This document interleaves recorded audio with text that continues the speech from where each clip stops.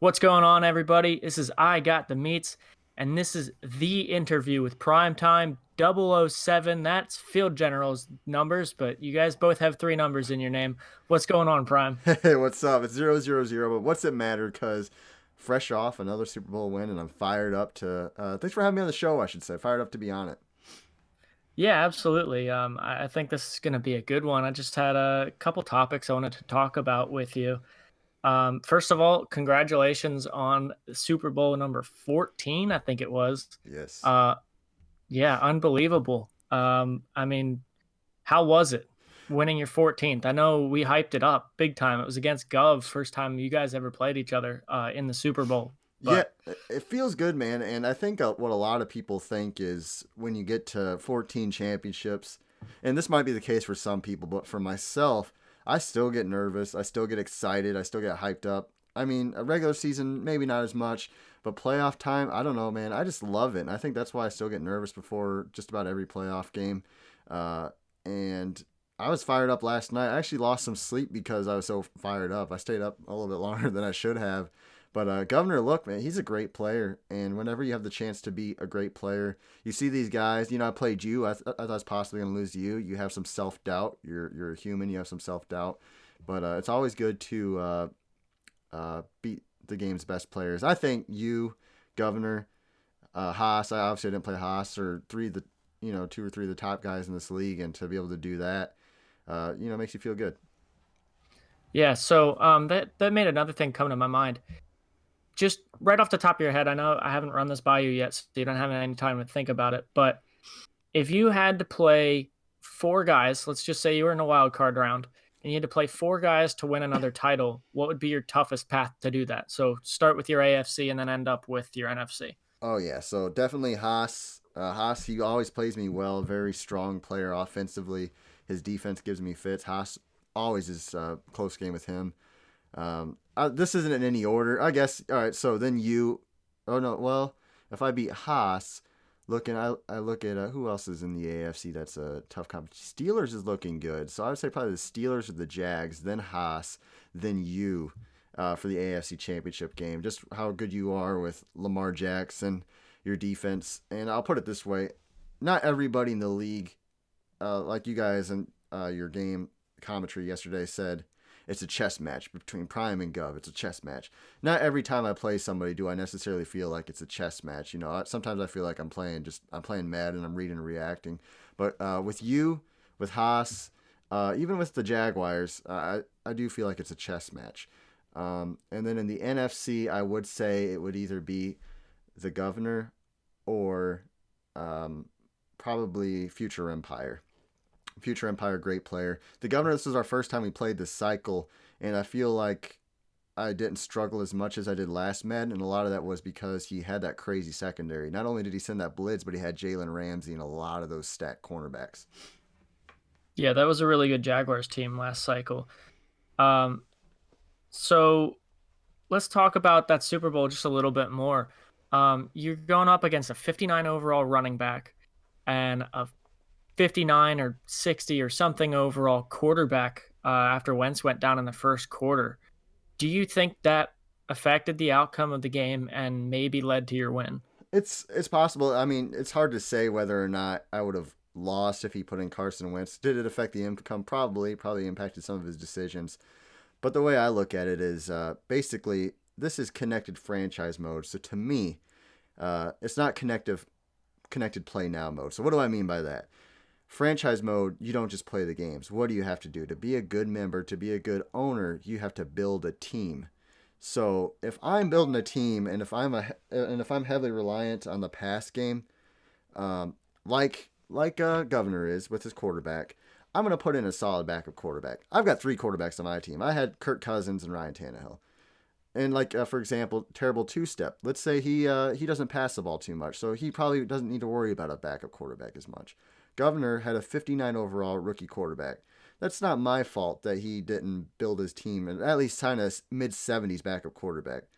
Secondly, the way how he played with Carson Wentz having such a low injury rating. This guy, he's been hurt in the NFL. His injury rating a little bit lower. Running read option first quarter. He tried juking out Darius Leonard and three other linebackers. What result did he think was going to happen in a situation where he shouldn't have risked it? Is it unfortunate that Wentz got injured for him? Yes, but is it Madden screwing him? I don't see that being a very likely scenario. So considering his aggressive play style and all that, I do think that I think he was just ill prepared. I think he was ill prepared, but he still had the same offensive production all game long until the fourth quarter, where he threw two interceptions back to back late. And those interceptions were accurate passes. They were just forced passes. And Richard Sherman got one, obviously, to end it. And the other one, I just made a good read on the ball. So I do think that if you go back and look at the tape, Governor can say what he wants. He can make the excuses that he wants. I lost to Jonesy with RG3 as my quarterback, and I missed a game-winning field goal. I did not make the RG3 excuse.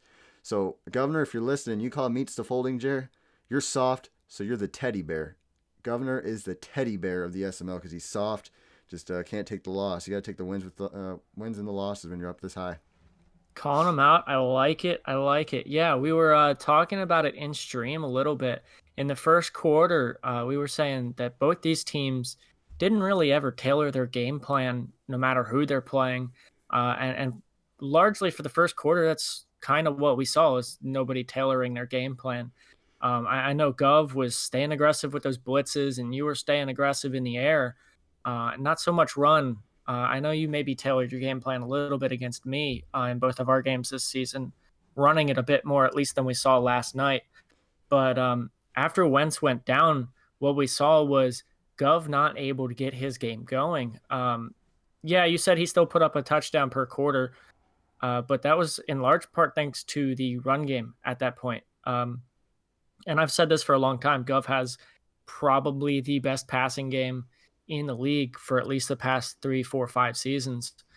And to have that 59 overall quarterback, we noticed it in stream. I think Field was the one that pointed it out. It's just we saw a lot of short passes after he went out. I don't know if he chucked it deep the rest of that game, the final 3 quarters. He did take some shots, and a lot of what that is predicated on is I wanted him to throw the ball short. Even when Wentz was in, obviously he did take a shot early and he completed a deep seam route. And I think that was really the only deep completion Wentz had. I was playing a lot of just playing off coverage, a lot of just zone, let out the short passes. Because what I noticed, I watched some of his playoff games, and Governor likes those shots. He likes those seam routes. And he got picked off on a seam route before halftime with his quarterback forcing it up. And so I figured that he's still going to want to take deep shots. With that being said, like you said, he changed up his game plan a little bit. He did start taking the checkdowns, running the ball a little more, but I think his running back only had 7 carries on the game. So all that being said, he still scored the points. He put up 30 points. I think the narrative should be this vaunted defense, the blitzing. He really didn't get away from it, even though it wasn't necessarily working. I mean, he only allowed on average 18 points a game this season. I put up 33 points. That's second most points he's allowed this season in the biggest game of the year. His defense is what really let him down. 30 points should be good enough to get you a Super Bowl win, I would think. Yeah, and you have a top 3 offense in the league, and have for as long as I've been in the league, which is over 2 full calendar years now. And that defense, that man blitz has always been broken in Madden. It's man coverage sucks, which in real life, you get some really good guys that are really good at man coverage, not a whole lot of guys open. Right. But in Madden, it's really easy to get guys open against man coverage. So if that blitz isn't there almost immediately, you have, enough time for somebody to get open, and it's really boom or bust. And that's what I think we saw a lot last night, because he did get quite a few sacks on you. But like you said, you put up 33 points on him. Right. It's like you said, a matter of boom or bust, and that's what his defense is. And hey, you know what? It's boomed for him a lot. He's got a Super Bowl championship, but I think that I showed if you throw in an extra tight end, an extra running back, and pick up that blitz, maybe I think I did go deep too often. I think I should have, looking back at it, I should have hit more crossing routes or out routes. I took a little more shots than I should have, but at the end of the day, I did get the win. If I could go back, I would take more checkdowns. But I don't think that defense is as good as what everyone was hyping it up to be. I would say Oshie's defense is a defense that is the best in the league. It's more than one-dimensional. That's a very one-dimensional defense. When I called Gov a one-trick pony, I meant that It's a man blitz, boom or bust. If you're good against the blitz, you're going to score points on his defense. Yeah, I agree with that. And Haas, the Chiefs, kind of the same way. Loves that man blitz. Um, and he gives up a lot of points. And that's why his defense is no good. So, what do you think the difference is, just off the top of your head, between Haas's defense being not very good with all that man blitz and Gov's defense being, pretty darn good, top three in the league? I do think it goes back down to just a superstar pass rusher that Gov's got. There's a few points in the game where Cox literally insta shed within a half a second, and that caused me to roll out because he literally was just barreling down the middle of the field. I'll have to show a video in chat later on, but it was that quick. I don't think Haas has anybody like that. Um, so I think the biggest playmakers in this game is not a quarterback. It really is having a pass rusher like Aaron Donald or in this case Fletcher Cox, where they just get insta shed sometimes, and it's insane. Yeah, and I mean that's kind of the state of Madden, Madden 20, that it's just we knew coming into the year that having that Aaron Donald, having that Fletcher Cox, having that X factor defensive lineman or defensive end was really going to make or break pretty much your entire defense. And as you know, I'm the Rams in the primer with Aaron Donald, and when he has a good game, I hold teams to under 10 points. When he's got a bad game, I'm probably giving up closer to 20 or 25. So, for example, if you think about it, and that's a good point there. Wentz is like 87 overall or something. I think he's got superstar abilities now. Would you rather have an 87 overall quarterback or the 95 overall superstar pass rusher that can completely wreck a game? Absolutely 100% the pass rusher because, first of all, he's higher overall. I guess it depends on who your backup quarterback is.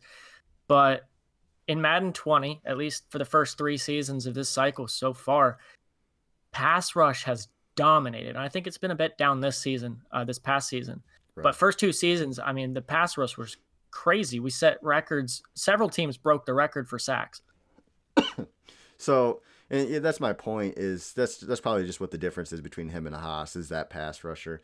And when people, I know there's always pundits. There's gonna be a pundit here and there. We got shout out to Conk. He's a pundit, and that's what drives me to keep winning is people like that. But when they call it the Asterisk Bowl, look, there's injuries every freaking week. It seems like guys, Gramazins, his quarterback Dak Prescott was out for half the season. He missed the playoffs. Gramazins has played Gov really close just about every time they've played. Who's to say Gov would even have been in the bowl if Gramazins made the playoffs? He was one game out, or half a game out, I should say. So injuries, whether it's directly in that game, do play a role, and I think you do just have to be ready to build your team for that. You have to have a backup quarterback, and if not, then you have to change up your game plan. And all that being said, though, I really don't think his quarterback missed that many passes. I think I counted two or three, and counted three, and they're all on the same drive, which resulted in a field goal ultimately. Yeah, Waddell, the backup quarterback, did look pretty good. And you could put an asterisk on pretty much any Super Bowl champion, whether it's SML or real life, every season. There's always some reason that they shouldn't be champion. And that's just the nature of sports. Right. But at the end of the day, you're still a champion. You still won 14 times, asterisk or not. That's just how it is. So I think we're running a little bit long here, but Right. let's just shift gears for a minute. So you got that Super Bowl win.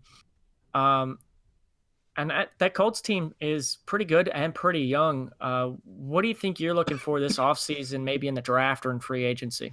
Yeah, I think that I lost my right guard. Richard Sherman retired, and I lost a defensive tackle. So I think I just need to shore up the defense right now.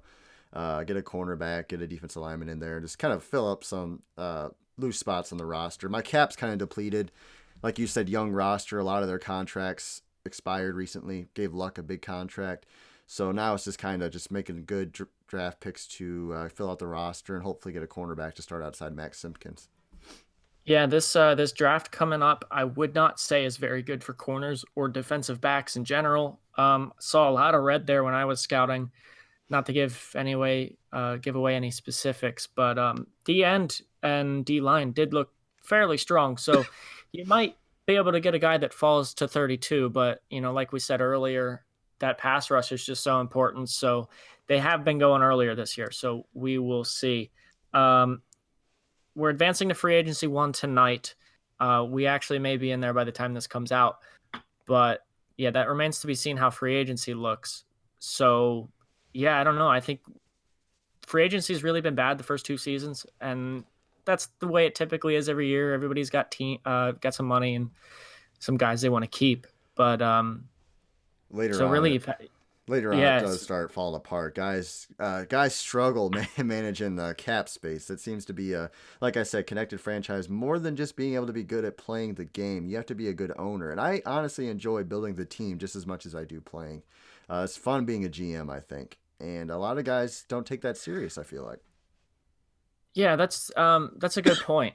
Uh, you get your guys like your Raider fan who, in his good seasons, can compete for a playoff spot, and in his bad seasons can go 0-16. And you get your guys like Gabmack, not to pick on him at all, but he's a guy that I don't know if he's ever made the playoffs, Right. but he's been in the league as long as I have. I don't know if he's an original member or not, um, but he's stayed in it. He's stayed active, and I think for some guys, especially if they're not there competing for the playoffs, being a GM kind of is what CFM is about. Right, exactly. And I think, like I said, seems like a lost art or people don't know what they're doing. I always see people low on funds, low in cap space, not just making smart decisions. And maybe they'll miss the draft, have another priority, which is cool. But then when they're complaining about their team or they made a dumb trade, trading away draft picks, well, you know what? You got to sleep in the bed you make a little bit with that stuff. And a lot of it is just self-inflicted wounds. Yeah. I actually got some very good advice in between cycles from our Cardinals owner, Colton. I was in a league with him last year, not the SML, but a different league, where he had by far the best team in the league, mostly through drafts. And I don't remember if they were custom drafts or not, which, obviously makes it easier. But he had built his team through the draft, and he had a ton of cap space, even 5, 6, 7 seasons in, and still had the best team in the league. And I talked to him about, how'd you do it? How do you have all that money? And I'll tell you guys what he told me. He told me just pay your players, but don't overpay them. If they want more than they're worth, let them walk. Yeah. And so what I really did this season was season one this year, I had to re-sign Matt Judon, who's about to get a big paycheck in real life. And in Madden, he was, about an 80, 82, somewhere in there. I think he had 4 or 5 sacks for me season one. And I'm just like, you know what? He wants $10 million a year. I'm going to let him walk. I think I can replace those 5 or 6 sacks. Right. Right, and it's stuff I've done the same thing. A lot of guys, and another thing, you'll see these contracts, 3 years for seven mil a year for a 75 overall outside linebacker. It's like, dude, just don't spend the money, take a shot in the draft, and or just sign a guy for 1 year until you hit in the draft. It's just stuff like that. And then that 7 million adds up quick. It's just like if you're trying to build a budget, $1 here at McDonald's, $5 here. Eventually, it's a lot of money. Same with building a team. Yeah, I agree. Some advice that I'd give that I learned this season is that, season one, the state that your team is in, it's going to be completely different 2 seasons later. So, that guy that's a 78 overall wide receiver that you think, he's 26, he'll be good for another 4 years. You sign him to a 4-year contract, and then 2 years down the line, you can't get out of that contract because you gave him too much money, and he's your eighth string wide receiver. Now you got nothing else to do. Right. So you really got to think about the future when paying, not about the current state of your team. So, yeah, I agree 100% here. So, as we near 20 minutes in the interview, who do you see as your biggest super early Super Bowl predictions? Yeah, I don't think you can ever bet against the Colts or the Eagles. Gov has been one of the best players in the league for about 8 or 9 seasons now since the start of last cycle. And you have been the best player since season 3. We're now going into season 28. So, um, I mean, if you're gonna put me on the spot and make me choose right now, I'm gonna say Colts Eagles because I wasn't wrong this season when I said it. Um, but to look at some dark horses, I think Dumpahontas in the AFC, the Jags. I know he's competing directly with you, but he looked good. And I think if he didn't play you in the playoffs, he would have gone on a better run than that. And in the NFC, I don't know. I say it every year. Future's got to get a Super Bowl at some point. So keep an eye on the Seahawks next cycle or Yep, next season. I agree with that. I have nothing else to say, nothing else to contribute. I don't know if you have any more questions. No, that I think that about does it for me. So thanks, Prime, for stepping in for this interview. And best of luck in the off season and next season too. Please start losing more. Yeah, we're on a mission this cycle. I said I was going for 7. Hopefully, we play 8 seasons. Is what I'm hoping for at this point because I already lost one. Um, Once again, guys, thanks for listening. The GOAT, the champ is back. Gov, I'm coming for you again. Hopefully you make it. Hopefully Wentz is healthy so you don't make any more excuses. You're soft like a teddy bear. Make excuses all you want. At the end of the day, you can't win the big one against me. Call him out. All So, right. I will talk to you later. Thanks for coming on. thanks.